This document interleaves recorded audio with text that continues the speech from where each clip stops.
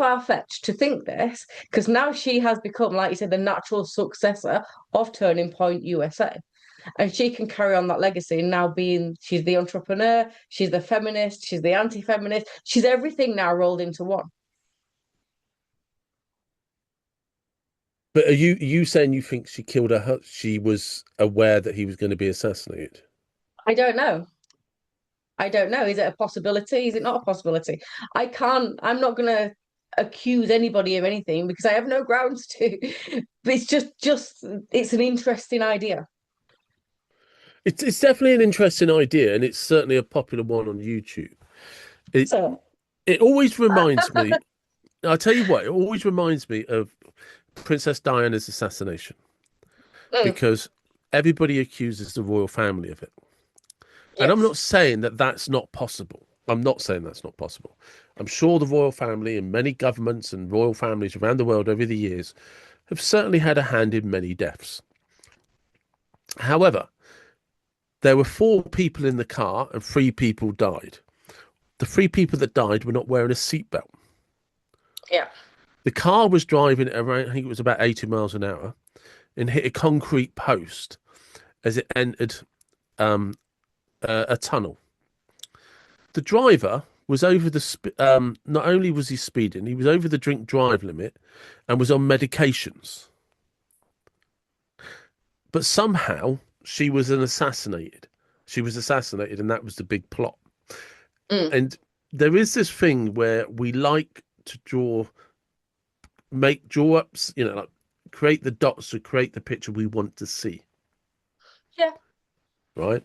And Princess Diana, while it's not impossible that it was a plot to take her out, the actual evidence, whether people like it or not, is she was in a car with a drunk driver who was speeding, and tragically, nobody was wearing a seatbelt except the one person that survived. That's probably actually what happened. And It's a good advert for wearing a while, seatbelt, to be fair.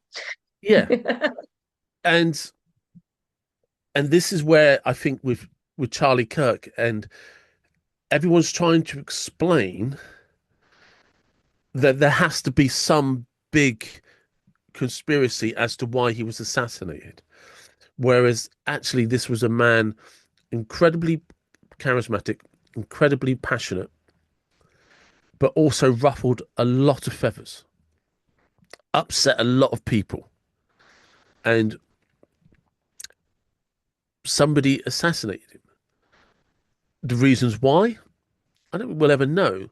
Was it an Israeli plot? Was it a plot by his wife? Hey, you can't, if you're going to go down that, you can never rule out anything. You can never rule out anything. But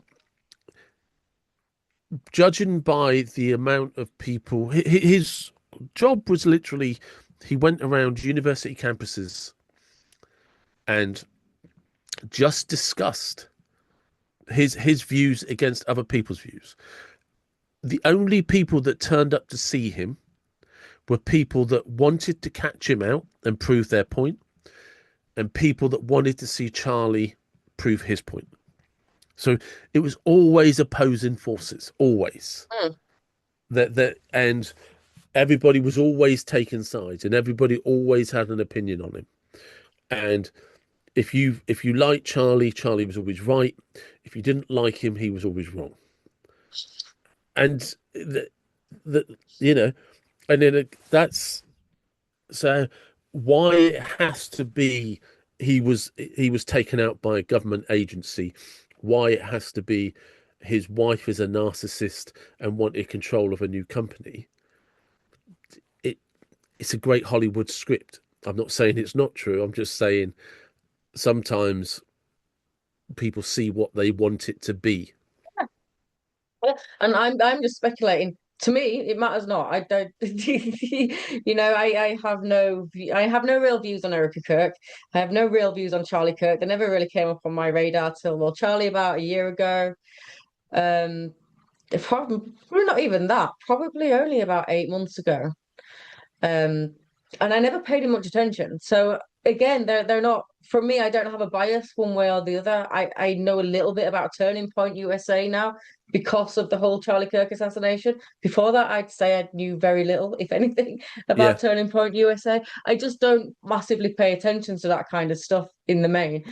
But I just because it all YouTube and algorithms, it all comes up on my feed. So now I just find I'm like, okay, points of view are interesting, and yeah. how you reach potential ideas is quite interesting. And that's all I put forward there is a potential idea. I'm not saying that Erica Kirk got her husband assassinated or had anything to do with it. I'm saying it's an idea. It's not a conspiracy theory though, because I wouldn't know the first way she'd have gone about it. No, So I don't know how these again, things work.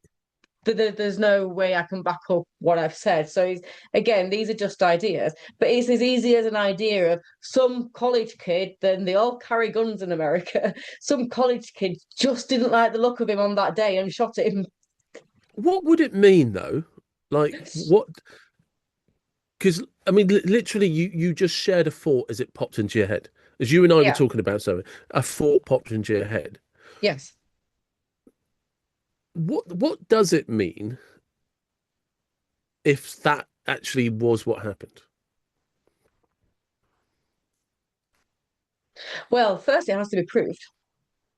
So No, no, but until beyond. But what I mean is, if there is actually some at some point in time, somebody sat down in a room, had a meeting, and was just like, "This is what we're going to do," and Erica Kirk was like, "Yeah, no, I agree," because, and this is like probably because I was just watching it again the other day, and this is I promise you, this is the strangest bridge you're ever going to hear.